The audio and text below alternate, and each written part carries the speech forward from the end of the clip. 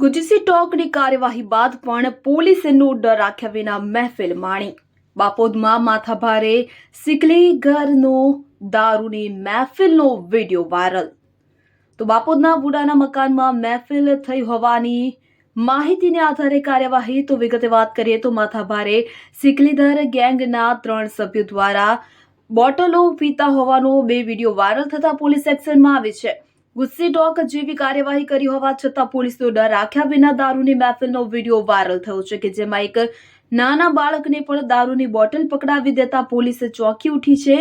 તો વાયરલ થયેલા વિડીયોમાં કાળુ નામનો માથાભારે અને પોલીસના ચોપડે નોંધાયેલા હિસ્ટ્રી સેટરનો હોવાનું પોલીસ માની રહી છે કે જેમાં કાળુ સિકલીધર અને અન્ય 2 સિકલીધર સાથે ઘરમાં બેસી દારૂની મહેફિલ માણી રહ્યા છે। દારૂની 9 બોટલો અને ગ્લાસમાં દારૂ પીતા હોવાનું જોઈ શકાય છે। વિડીયોમાં પંજાબી ભાષામાં બોલતા આવે છે અને કોઈને પડકાર ફેંકતા હોય તેમ મજા કરી રહ્યા છે। ત્યારે જોવું હોય તો જોઈ લો એવા ઉચ્ચારણો કરવામાં આવે છે।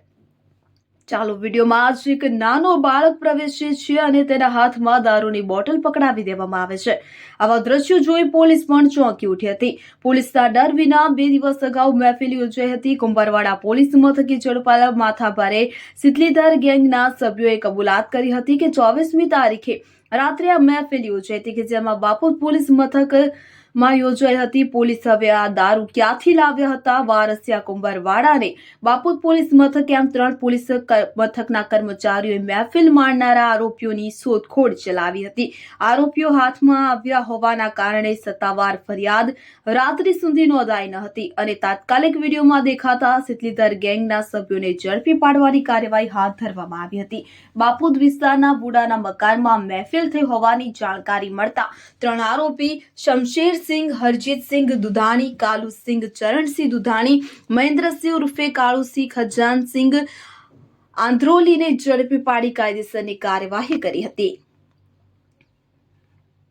Bureau report.